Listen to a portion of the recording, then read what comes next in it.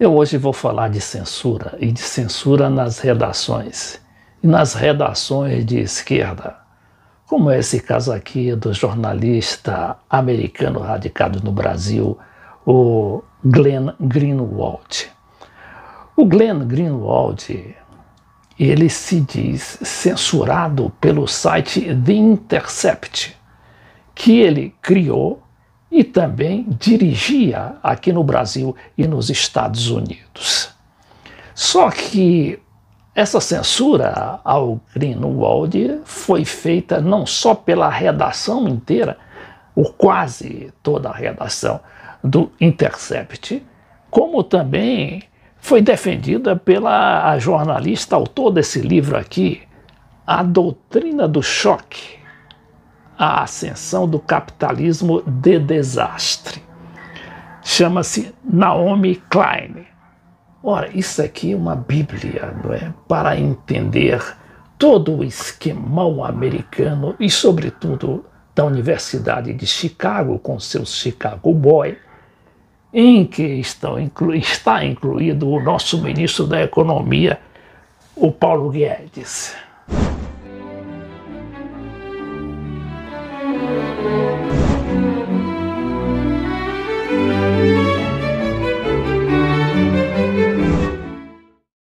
Então eu vou primeiramente abordar as razões do Greenwald para depois falar não só das explicações da Naomi Klein, como também do seu livro, não é? O que ele representa e como é que ele repercutiu no mundo inteiro. E também, claro, que é preciso que se esclareça, né, essas posições que são normais, tanto em redação quanto em qualquer grupo político. Não adianta você estar querendo esconder esses fatos, né, esses choques, essas disputas de ego que acontecem em todas as atividades humanas. Então vamos aqui a esse material do jornal, aliás, do site Brasil 247, que fez uma entrevista exclusiva com Glenn Greenwald, através de seu diretor, o Leonardo Batucci, e a jornalista Tereza Cruvinel. Quando o Greenwald diz que fui censurado e não conseguiria me olhar no espelho se vendesse a minha liberdade de expressão. Fui absolutamente censurado, disse ele, apontando que sua reportagem sobre os negócios da família Biden foi vetada pelo Intercept. A gente sabe que isso é uma briga política, não é? Está na cara. O Greenwald, dizendo jornalista, e quis apontar os problemas da família do Biden, que a gente conhece desde aquela época da intervenção americana na Ucrânia e que acabou resultando naquele golpe de Estado que derrubou o governo pró-Rússia e instalou lá uma violenta ditadura, uma ditadura democrática, entre aspas. E quem estava e foi um dos principais beneficiados foi justamente o filho do Biden, que era então vice-presidente do Obama. A gente vê a queixa do Greenwald. Praticamente todos os editores do Intercept, assim como toda a mídia hegemônica, apoia a candidatura democrata, denunciou o Greenwald. O jornalista que irá fundar um novo site disse que seu movimento não se deve a nenhuma motivação de natureza política ou econômica. Não terei garantia financeira nenhuma. Se meu motivo fosse financeiro, eu ficaria no Intercept, onde estava ganhando muito dinheiro. Minha liberdade de expressão não está à venda. Não conseguiria olhar no espelho se me vendesse. A gente vai reproduzir um pouco dessa entrevista ao site da TV Brasil 247. Ele fala do início de sua carreira, que não foi uma carreira tradicional, que faz todo jornalista, que é ir para a faculdade de comunicação ou de jornalismo e depois ingressar num grande jornal ou pequeno jornal. Ele partiu da sua militância como advogado dos direitos humanos, que inclusive era bem conhecido, e depois é que foi fundar um site lá na época, o George Bush Filho. E aí ele se tornou conhecido, né, pelas suas denúncias, principalmente contra o governo Bush, e foi contactado por grandes jornais, inclusive uma revista americana e o The Guardian, um dos maiores jornais da Inglaterra. Agradar instituições e nada disso. Então, quando uma revista, sei lá, online, me ofereceu um emprego para mudar meu blog lá e para se tornar colunista em 2007. E também quando o Guardian, depois disso, fez a mesma coisa, me convidou para mudar para o Guardian, eu aceitei com uma condição, que eu consegui continuar a publicar meus artigos, minha coluna, sem ser editado. Então, essa era a condição que ele impunha naqueles grandes jornais da mídia, né, a mídia mundial. Qual seria? Essa de que as suas matérias não poderiam ser editadas, ou seja, cortadas. Teria de ser publicada na íntegra. Sem alguém precisando aprovar, simplesmente publicando diretamente para o internet. E o Salon e o Guardian, um das maiores e mais velhos jornais no mundo, aceitaram e sempre mantiveram esse compromisso. Eu tinha liberdade total. Obviamente, tudo estava andando muito bem, ganhei o Pulitzer com o Guardian, com esse sistema.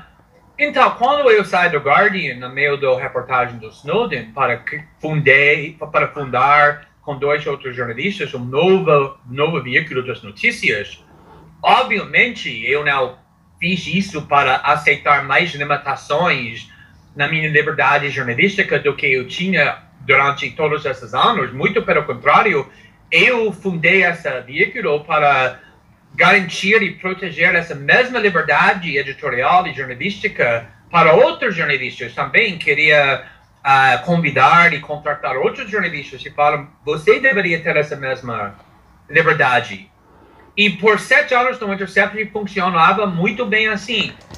Então ele diz que por 7 anos o Intercept, que foi o site que ele criou depois, não é? Depois que ele se afastou inclusive do Guardian, ele diz que funcionou tudo bem.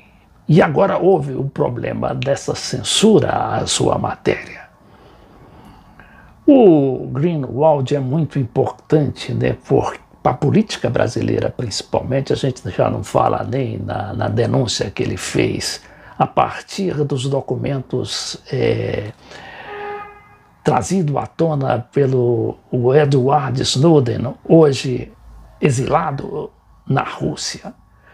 E nessas denúncias, o Edward Snowden, ele relatava como eram, inclusive, grampeados os chefes de estados do mundo inteiro, inclusive a nossa Dilma Rousseff. E a Angela Merkel, para falar em alguns, né, a Angela Merkel da Alemanha. Depois, o jornalista, que é muito fuçador e pesquisa tudo com uma precisão quase que cirúrgica, ele denunciou a Lava Jato, né? A Lava Jato, quando ainda estava com todo aquele prestígio, e criou um movimento chamado Vaza Jato a partir dessas denúncias, né? Ele conseguiu lá a interceptação das ligações e das mensagens entre os procuradores e os juízes, principalmente o juiz Sérgio Moro. E aí foi a desmoralização total da Vaza Jato, que a partir dali nunca mais conseguiu recuperar a sua imagem como a grande paladina da anticorrupção no Brasil. Então, com essa liberdade sempre tinha uma exceção. Se eu estivesse fazendo reportagem muito complexa, com documentos muito sensíveis, eu pedi para trabalhar com um editor. Por exemplo, na reportagem do Snowden, sempre trabalhava com editores, e também com Vaza Jato eu trabalhava com editores, mas não na Nova York, mas aqui no Brasil, e funcionava muito bem.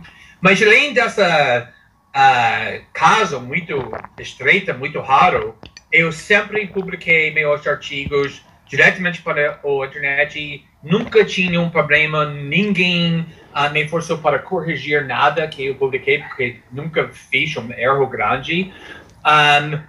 Então, isso foi a história. Uma semana atrás, eu comecei a fazer reportagens sobre Joe Biden, o candidato que provavelmente vai ganhar a eleição, o candidato do Partido Democrata, que a grande maioria, quase todos, talvez todos os editores no The Intercept estão apoiando, não porque eles amam Biden, ninguém ama Biden, mas porque eles estão contra Trump. E quando... No outro órgão aí da comunidade de internautas. Então, com a celebridade sempre tinha uma exceção. Se eu estivesse fazendo reportagem muito complexa, com documentos muito sensíveis, eu pedi para trabalhar com um editor. Por exemplo, na reportagem do Snowden, sempre trabalhava com editores, e também com Vaza Jato eu trabalhava com editores, mas não na Nova York, mas aqui no Brasil, e funcionava muito bem. Mas além dessa caso muito estreita, muito raro, eu sempre publiquei meus artigos diretamente para a internet e nunca tinha um problema, ninguém me forçou para corrigir nada que eu publiquei, porque nunca fiz um erro grande. Então, isso foi a história. Uma semana atrás, eu comecei a fazer reportagens sobre Joe Biden, o candidato que provavelmente vai ganhar a eleição, o candidato do Partido Democrata, que a grande maioria, quase todos, talvez todos os editores no The Intercept estão apoiando, não porque eles amam Biden, ninguém ama Biden, mas porque eles estão contra Trump.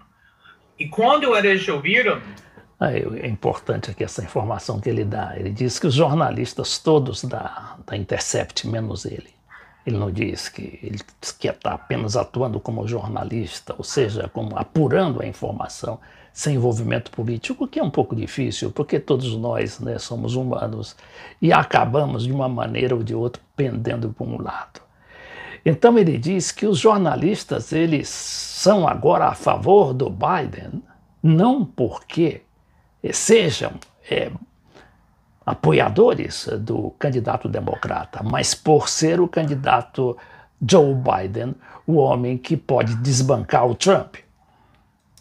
Eu estava fazendo reportagem que estava, na realidade, criticando o Biden e essa negócios que a família, o filho dele estava fazendo na Ucrânia, na China, em outros países para vender a influência com o pai dele. Os editores me disseram não pode publicar isso sem muitos editores aprovando seu artigo. E eu escrevi o artigo, eles voltaram, insistiram que eu tirei todas as sessões que estava criticando Joe Biden e só deixou partes onde estava criticando a mídia norte-americana. E eu disse, não, isso não é aceitável, não vou fazer isso. Isso aqui é uma denúncia que ele faz também da mídia norte-americana, que não é só norte-americana, é a mídia brasileira, latino-americana, a grande mídia, eu me falo assim, e europeia principalmente, que está toda com o Biden e contra o Trump. Isso, mas se você não quer publicar, tudo bem. Eu vou publicar com outra revista, já tinha outra revista. E aí ele disse que não aceitou a censura por parte de que seriam seus subordinados, porque ele era o editor, o diretor, presidente do The Intercept, e disse que ia publicar então o material que tinha sido publicado, mas absolutamente censurados, com as partes principais censuradas, e ele resolveu publicar outro órgão aí das redes sociais. Bom, mas agora vamos às explicações da Naomi Klein, né? A autora desse livro aqui, que eu não me esqueço de sempre enfatizar, e de pedir, inclusive, a atenção dos nossos internautas para que conheça esse livro, que é de 2007. Né? A autora tinha apenas 37 anos, mas que fez um apanhado. Ela foi em loco em todos esses países aí atingidos pelo neoliberalismo, desde o Chile, onde estava o nosso Paulo Guedes, até a China. A China também entrou nessa do Milton Friedman, com esse neoliberalismo total. Na África do Sul, do Mandela, e aí a gente entende por que o Mandela era recebido lá em Londres e desfilava em carro aberto com a rainha. Então, o que diz a Naomi Klein? Contesta Glenn e diz que ele não foi censurado, mas apenas bem editado. A escritora Naomi Klein, que é correspondente do Intercept e uma das referências da esquerda nos Estados Unidos, ela é canadense de nascimento, também caracterizou as declarações de Glenn Greenwald como uma jogada de marketing. A escritora ativista, uma das principais referências da esquerda mundial, contestou as declarações de Glenn Greenwald, alegando que foi censurado pelos editores do Intercept. Pelo Twitter, Naomi Klein disse que a saída de Greenwald foi uma estratégia de marketing para angariar assinantes para a sua nova plataforma. Glenn não foi censurado. Ele foi editado e bem editado. Choramingar sobre censura é uma jogada de marketing para atrair assinantes para seu novo site, que é o Substack. As pessoas realmente vão cair nessa, escreveu. Olha, essa jornalista aqui, a Naomi, não poderia se dar esse luxo, não é, né, de uma crítica quase que responsável ao Glenn Greenwald. Não é? Ele foi mais sincero, a meu ver. Mas, de qualquer maneira, eu volto a dizer, isso é uma briga de egos, uma disputa de egos, tanto do Greenwald quanto da Naomi Klein. Agora, convenhamos, isso aqui, essas declarações de hoje da Naomi, em nada invalida esse seu trabalho magnífico que ela fez para esse livro. E quando ela fala lá pelas tantas sobre a Fundação Ford, né, aquela famosa fundação, entre muitas dos Estados Unidos, e que estão aí patrocinando, inclusive, essas ONGs e esses sites e esses movimentos que se dizem de esquerda, ou da esquerda caviar. Ela diz que a fonte mais significativa de recursos para essa atividade, né, era de longe a Fundação Ford, então a maior organização filantrópica do mundo. Nos anos 1960, essa entidade, a Fundação Ford, destinava apenas uma parcela de seu orçamento aos direitos humanos, mas nas décadas de 70 e 80 despendeu a soma astronômica de 30 milhões de dólares em trabalhos dedicados aos direitos humanos na América Latina. Agora, a gente vê que os direitos humanos só aqueles que favorecessem, né, a política americana, e não aos direitos humanos, por exemplo, da Venezuela e daqueles governos populares dos Kirchner na Argentina, do Lula aqui no Brasil e do Chávez e Maduro da Venezuela. Com esses recursos, a Fundação apoiou grupos de Comitê pela Paz no Chile e também outros movimentos criados nos Estados Unidos, como o America Watch. Esse America Watch a gente sabe que é um dos movimentos que se diz de defesa dos direitos humanos, mas o que mais faz é, como a gente viu muitas vezes, incentiva a subversão na Venezuela e nesses países que optaram pela política de integração latino-americana liderada pelo Chávez, os Kirchner e o Lula. Antes dos golpes militares, a Fundação Ford atuou principalmente no treinamento de acadêmicos, em particular nas ciências econômicas e agrícolas, trabalhando diretamente com o Departamento de Estado dos Estados Unidos.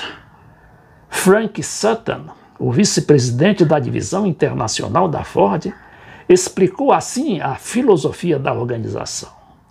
Você não pode modernizar um país sem antes modernizar a sua elite. Em sintonia com a lógica da Guerra Fria, que se propunha a oferecer uma alternativa ao marxismo revolucionário, a maioria das bolsas financiadas pela Fundação Ford mantinha vínculo estreito com uma forte orientação de direita.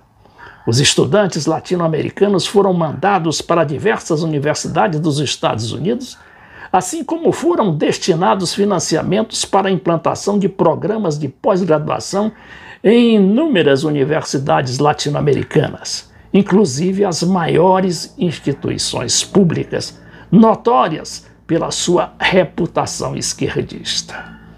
No entanto, olhem bem, havia algumas exceções significativas.